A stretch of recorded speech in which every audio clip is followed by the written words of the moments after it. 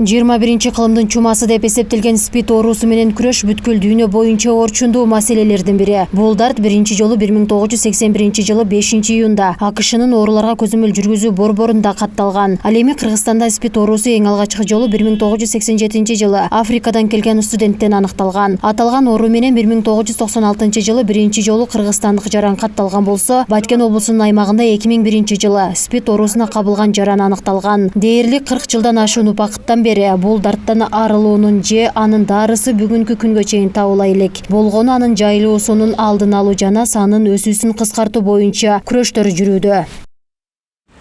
Жумушубузда өзү лечебниктер 3 бар, бирок 3 врачтын жайына бир эле врач иштейт. Врачтар келбейт, жаштар көбүрөөк поликлиникага, стационарга кетишет. Ошо өзүм жалгыз иштейм. Ошондой болсо деле, ушуга карабастан бизде ЮНЕДЕСтин 95-95-95 деген стратегический планы бар. Бул боюнча Кыргызстан ооруларды эртең ранный охват деп коебуз, эртең диспансерде учет выявление жасашыбыз керек да, аныктоо керек. Ранный охват деп коебуз да. Ранный охват, экинчиси ранний подключение АРТ, то есть эртең дарылоо бир жуманын ичинде, үчүнчүсү вирусный сепрессия. Биздин оорулар биринчи бизге келип учетко турганда булар деген вирустун нагрузкасы миллиондоп кетет да, өтө көп болуп. Дарылоодун негизинде 3 айдан кийин, 6 айдан кийин уже вирус жок деген анализ чыгат. Ошо ЮНЕДЕСтин стратегиясында биз ошо бардык берме көзөмөлдө турган оорулардын вирусный нагрузкасыны 40-ка түшүрүшүбүз керек да. Ошол эмеде багытта биздин жумушубуз основной ушул багытта. Жыл боюнча программаларын иштейбиз. Бул оору жөнүндө айтсак, ВИЧ адамдын иммун жетишсиздик вирусу. Ал СПИД оорусуна алып келет. Адамдын организминде пайда болгондон тартып, СПИДтин өрчүп кетүү убагы 6 айдан 15 жылга чейин созулушу мүмкүн. Ага чейин ал организмде байкалбай жүрө берет. Бул дарттын вирустары организмдеги белгилүү бир суюктуктардын курамында болот. Мындан улам төмөнкү жолдор менен жугат.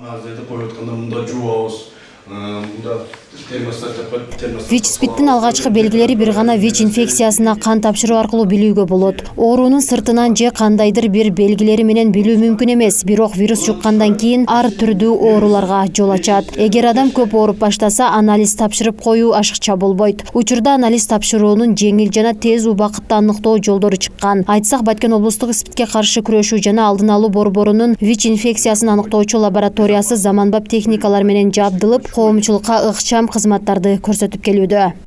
Азыркы учурда бизде мына заманбап бизге аппараттар келди, ПЦР деп коет, полимеразный цепной реакция деп коет. Онун тышкары бизде CD4 деп коет. Ошондой аппаратуралар менен азыр жабдылганбыз. Ошо мурда ПЦРди биз Бишкекке ошко жөнөтөттүк. Азыр ошо бир эле сывырткадан ошол положительный болгондорду эки жолу ал жакта коюшат тест системага. Эки жолу койгондон кийин положительный болгондон кийин бизге жөнөтөт. Үчүнчүсүдө биз тастыктап туруп баягы коебуз. Ошону менен уже үчүнчүсүдө бизде ВИЧ инфекциясы бар деп эме кылабыз. ВИЧ инфекциясы аныкталган жаранга тездик менен вируска каршы терапияны баштоо керек. Ал дарылоонун максаты оорулуу адамдын өмүрүн узартуу, жашоо сапатын жакшыртуу. Оорулуу дарыланса, андан оору башкага жуктурбайт. Дарылоо жолу менен вирустун көбөйүп кетишин токтотуу мүмкүн. Оорулуу адамдын иммунитетин көтөрүү. ВИЧ СПИД менен ооруган жарандар Кыргызстанда акысыз дарыланат. Дарылануу терапиясы аркылуу дарыланып, көпчүлүк бейтаптар дени сак адамдар менен катар кадимки жашоодо жашап жатат. Алардын организминде дарылануудан соң вирустук жүк кескин төмөндөйт да, жада калса жубайлардан да бири-бирине оору жукпайт. Бирок бул ВИЧ инфекциясынан толук айыкты дегенге жатпайт. Жылына дарыгерлердин көзөмөлүндө болуп, тиешелүү анализдерди тапшырып туруусу зарыл. Бул СПИДти биз 3-4 стадиясын айтабыз да. Уже не подлежит лечению, да, уже аркага кайтара албайбыз. Уже СПИД деп коебуз, ошо 3-4 стадияда өтүшүп кеткен. Биринчи, экинчи стадиясы деген бул бессимптомный.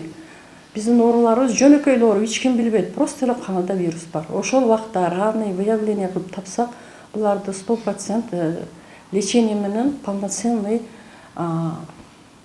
турмушта алып кетишин өзүнө эме кыла алабыз да, гарантия бере алабызчы. Айлыктырууга болот. Вирус канында жүрө берет, бирок вирус неактивный формада. Неактивный формада, анан ошол неактивный формада болгон үчүн биз вирусный нагрузка деп коебуз. Ошо нагрузкасы 40-та жүрөт да, бул деген 0. Вирус бар, бирок бирөөгө жукпайт. Бирөөгө коопсуз эмес. Ошол эле убакта полный энергия менен иштесе болот да. Жыл өткөн сайын спид оорусу менен ооруган жарандардын саны өсүп жатканы коомчулукка жашыруун эмес. Бул дарт менен эң көп ооруган өлкө катары Америка Кошмо Штаты болуп эсептелет. Андан кийин Африка турат. Ал эми Кыргызстандын аймагында акыркы 5 жыл аралыгында ооруну жугузгандардын саны көбөйгөн. Айтсак, 2021 жылдын 1 ноябрына карата ВИЧ инфекциясы аныкталган учурлардын саны Кыргызстанда 10.395 жаранды түссө, анын 265-и Баткен облусунан. Бул көрсөткүчтүн 18 учуру Баткен районунда, 12 учур Баткен шаарында, 90 учур Кадамжай районунда, 37 Лейлик районунда, 99 Кызылкая шаарынан болсо, Сүлүктү шаарында 9 учур катталган. Ал эми быйылкы жылдын 1 ноябрына облуста жаңы 15 учур катталган. Анда көбүнчөсү жыныстык жол аркылуу жугузгандар болуп саналат.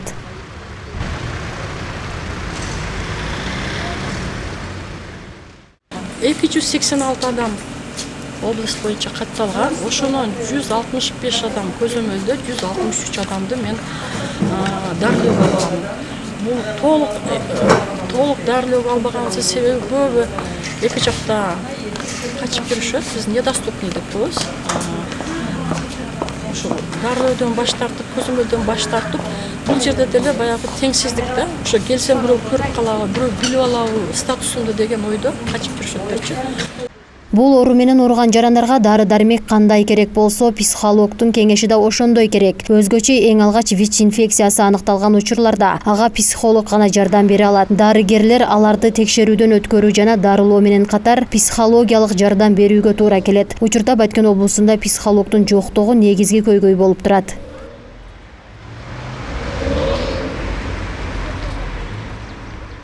Көбүнчө спид менен ооруган жарандар өз оорусун коомчулуктан жашырып келет. Себеби коомчулукта ВИЧ спид менен ооруган жарандарга башкача көз караш менен карашат. Анткени көпчүлүгү бул ооруну бир гана жыныстык жол менен жугат деп ойлошот. Бирок коомчулукка окшобогон спид оорусу менен ооруган бир жаран Баткен телеканалына келип жалпы коомчулукка бул оору менен кантип ооруп калганын жана учурдагы абалы тууралуу эфир аркылуу маалымат берем деп өз каалоосу менен келиптир. Биздин жетекчилик учурда коомчулук мындай маалыматты алууга даярбы деген таризде аны эфирден чыгарбоону туура көрдүк. Буга чейин биздин телеканалга атайын ушул спид оорусу менен жабыркаган жараныбыз кайрылган. Өзүнүн жүзүн ачып, элдер менен ачык маек курууну өзү пландап келген экен.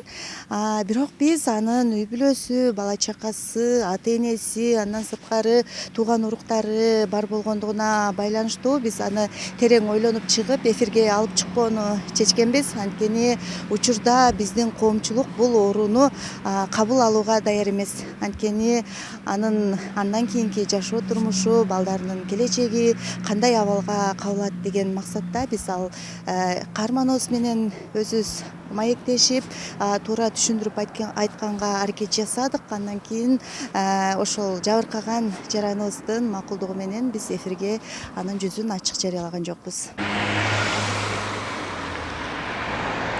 ВИЧ спид илдети ар бир адам жугузуп алышы мүмкүн. Анткени ал тиш дарылоодо, чач тарашта, сулуулук салондордо да жугат. Ошондой эле ооруканаларда дарылануу учурунда, организмге кан куйган учурларда жугузуп алгандар бар. Ошондуктан коомчулук эски калыптанып калган көз карашын өзгөртүүсү керек. Анткени оорулардын арасында жаш балдар, улгайган жарандар да бар. Мына ушундан улам 1988 жылдан тартып 1 декабрь бүткүл дүйнөлүк спидке каршы күрөшүү күнү катары белгиленип келет. Бул датаны белгилөө менен ВИЧ спид оорусу тууралуу коомчулукка түшүндүрүү болуп саналат. Мындай иш-чаралардын арты менен көпчүлүк эл аталган оору тууралуу жакшы маалыматтарга ээ экенин биздин чыгармачыл топ шаардын тургундарына жүргүзгөн сурамжылоосунда белгилүү болду.